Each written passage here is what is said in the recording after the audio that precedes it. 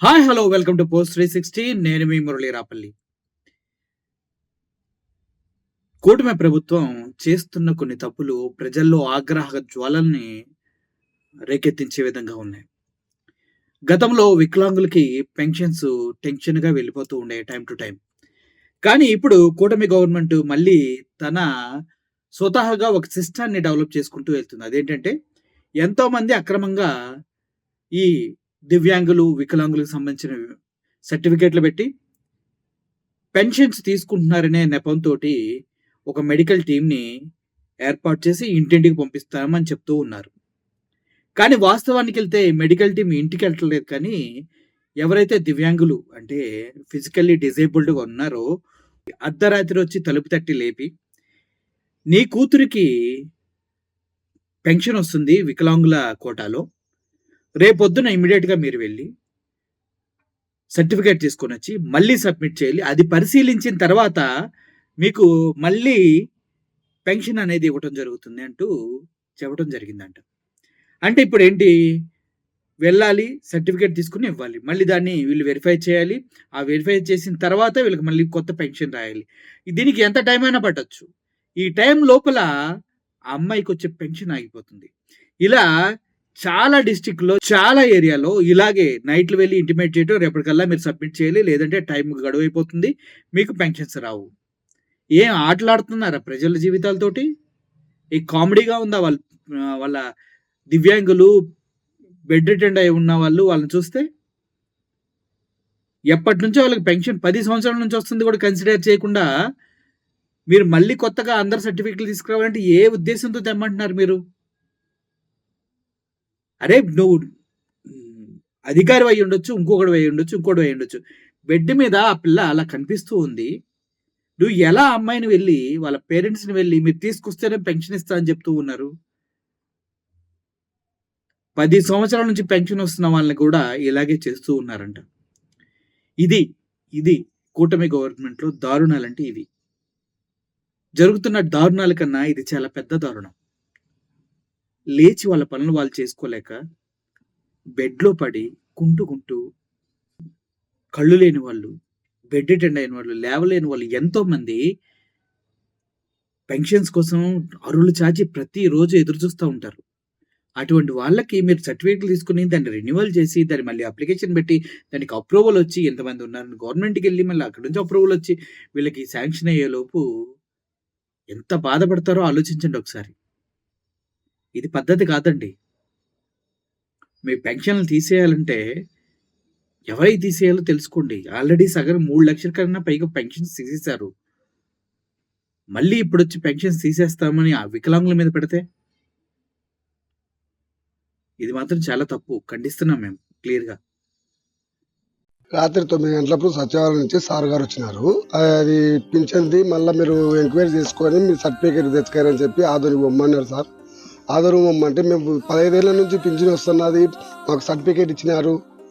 మళ్ళీ ఇప్పుడు తేవాలంటే యాడ నుంచి తెచ్చి మేము ఆ పిల్లను మెంటల్ పిల్లలు వేసుకొని పోయి అగసాట్లు పడి మేము ఎట్లా తెచ్చుకోవాలి సార్? ఇంతకుముందు ఇస్తున్నారు సార్, 15 ఏళ్ల నుంచి ఇస్తారు. మళ్ళీ ఇప్పుడు ఎంక్వైరీ అంటే మేము ఎక్కడి నుంచి అగసాట్లు పడి అప్పటికప్పుడు వచ్చి రాత్రి 9 గంటలప్పుడు వచ్చి చెప్తే మేము డబ్బులు ఎక్కడ చూసుకోవాలా? మేము ఎవరిని ఎడుకొని పోవాలా? మాకు ఆధారం ఏమి? వికలాంగుల పాపతో మెంటల్తో మేము అల్లాడుతున్నాము. గత ప్రభుత్వంలో బాగానే వస్తున్నది, ఇస్తూనే ఉన్నారు. జగన్ ప్రభుత్వంలోనే బాగానే ఇస్తున్నారు, చేస్తున్నారు. ఇప్పుడు మళ్ళీ ఈయన వచ్చినాక ఎంక్వైరీలు అని చెప్పి పెడుతున్నాడు. ఈ కూటమి ప్రభుత్వం తీసుకుంటున్న నిర్ణయాలు రాజ్యంగా తలపిస్తోంది. ఇప్పుడు తీసుకున్న నిర్ణయాలు సైకో నిర్ణయాలు అనిపిస్తోంది. ఎందుకంటే మీరు ఒకవేళ ఇటువంటివి చేయాలనుకుంటే మీ టీమ్‌ని పంపించి, మీరు ఎగ్జామిన్ చేసి, మీరే స్పాట్‌లో రాసి, మీరే స్పాట్‌లో అప్రూవ్ చేయండి. అది పద్ధతి. అలా కాకుండా వాళ్ళేదో చేసుకొని వచ్చే వరకు వెయిట్ చేసి, నైట్‌కి నైట్ సబ్మిట్ చేయాలి, టైం లేదని చెప్పి, చివరికి అది తీసుకెళ్ళి పెండింగ్‌లో పెట్టి, నెలలు, సంవత్సరాలు తిప్పుకొని, మళ్ళీ లాస్ట్‌లో ఎప్పుడో ఎలక్షన్ ముందు, ఒక సంవత్సరం ముందు అందరికిస్తారు మీరు. మనం బాగుంటే సరికాదండి. మనకు 1,00,00,000 ఆస్తి సంపాదించుకుంటే సరికాదు చంద్రబాబు గారు. రోజు ఒక ముద్ద తినడానికి లేక ఏడ్చేవాళ్ళు చాలా మందున్నారు ఆంధ్రప్రదేశ్‌లో. ఇలా దివ్యాంగులకి తల్లిదండ్రులు సేవ చేసుకుంటా ఉంటారు. వాళ్ళని మీరు ఇలా చేస్తే పుట్టిన పిల్లల పరిస్థితేంటి? వాళ్ళ పోషణేంటి? వాళ్ళని చూసుకోవడానికి ఉన్న తల్లిదండ్రులు ఎక్కడి నుంచి తీసుకొస్తారు డబ్బులు? ఇంత దారుణానికి ఒడిగడతారని మేము అనుకోలేదండి. పాపం తలుచుకుంటే ప్రతిసారి నాకు బాధేస్తుంది ఈ విషయాన్ని. అతను మాట్లాడుతుంటే ఇంకా బాధేస్తుంది. నీకొక వీడియో పెడతాను. ఇది సాక్షిలో వచ్చింది. అది చూడండి. ఇంత దారుణమా? ఆ అమ్మాయిని చూస్తుంటేనే గుండె తరుక్కుపోతుంది. ఒక్కసారి చూసేయండి. నాకు కంటెంట్ రైట్, కాపీరైట్స్ వచ్చినా పర్లేదు. ఒకసారి ఆ వీడియో చూడండి.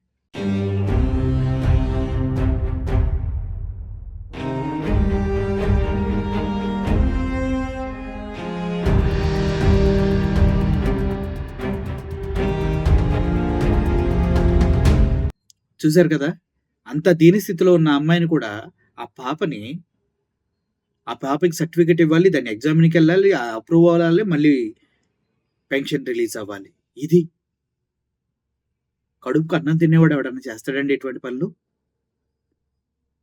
కడుపుకి అన్నం తినేవాళ్ళు ఎవరైనా చేస్తారా? రోడ్డు మీద వెళ్తుంటేనే జాలి కలిగి చేతిలో ఉన్న డబ్బులు పదో పదకో వాళ్ళకిచ్చేసి హ్యాపీగా బతకండమ్మా అని చెప్తాం మేము. మీరు ఉన్న దగ్గర లాగేసుకుంటారేంటి? ఏదో కొద్దో గొప్ప వస్తుంటే దాన్ని కూడా లాక్కుంటే ఎలా సార్? నాకు అర్థం కాదు చంద్రబాబు నాయుడు గారు. గుండెలు రగిలిపోతున్నాయి సార్ ఈ విషయాల్లో మిమ్మల్ని చూస్తుంటే మాత్రం. మళ్ళీ విజనరీ అని పెద్ద ట్యాగ్ పెట్టుకొని తిరుగుతా ఉంటారు మీరు. ఒకవేళ ఇటువంటి గనక చేస్తే నెక్స్ట్ మీరు ఎలా గెలుస్తారండి? ఎలా గెలుస్తారు? ఇంత విజన్ ఉన్న నీకు పేదోళ్ళు కనిపించట్లేదయ్యా? 1,00,000 కోట్లు సంపాదించిన నీకు వాళ్ళ ఆకలి బాధలు తెలియట్లేదు అంతే కదా? మన ఇంట్లో కూడా ఎవరైనా ఇట్లాంటి దివ్యాంగులుంటే, వాళ్ళు ఇబ్బంది పడుతుంటే, మనం కూడా రోజు కూలి పనికెళ్తుంటే, వాళ్ళు పోషించలేక చల్లాడిపోతూ ఉంటే, వాళ్ళని చూసుకోలేక మెడికల్ బిల్స్ అన్నీ చూసుకుంటుంటే, అప్పుడు తెలుస్తది బాధ. అప్పటి వరకు మీలాంటోళ్ళు అధికారంతోటి, డబ్బుతోటి హ్యాపీగా ఉన్నంత కాలం ఈ పేదల కష్టాలు తెలియవు మీకు. తెలియవు. చూద్దాం రాబోయే రోజుల్లో ఏమవుతుందో. మీరు గనక ఇటువంటి కొత్త రూల్స్‌ని సమర్థించినట్లయితే రేపొద్దున నీ పిల్లలకి, నీకు ఏమైనా అవ్వచ్చు. ఆల్రెడీ ఆరోగ్యశ్రీ ఎత్తేసారు. పేదలకి సురక్షితంగా డిసీజులకి మెడిసిన్ ఇచ్చి, ట్రీట్మెంట్ ఇచ్చి ఆరోగ్యశ్రీని తీసేశారు. అది కూడా మీరు మాట్లాడలేదు. అడగలేని సిట్యుయేషన్‌లో మీరంతా ఉన్నారు. ఈ దారుణాన్ని మాత్రం సీరియస్‌గా ఖండిస్తూ ఇటువంటి ఏమన్నా ఉంటే మీరు సొంతగా స్పాట్‌లో రిజిస్టర్ చేసి స్పాట్‌లో ఇచ్చే విధంగా అయితేనే చేయండి. లేదు అప్లికేషన్ పెట్టుకొని నెలంటే మాత్రం చేస్తే మాత్రం నెక్స్ట్ మీరు రాబోయే రోజుల్లో ఒక్క ఓటు కూడా పడదు మీకు అని హెచ్చరిస్తున్నా. అందుట్లో డౌటే లేదు. Thank you for watching this video. I am Murali signing off. Thank you so much.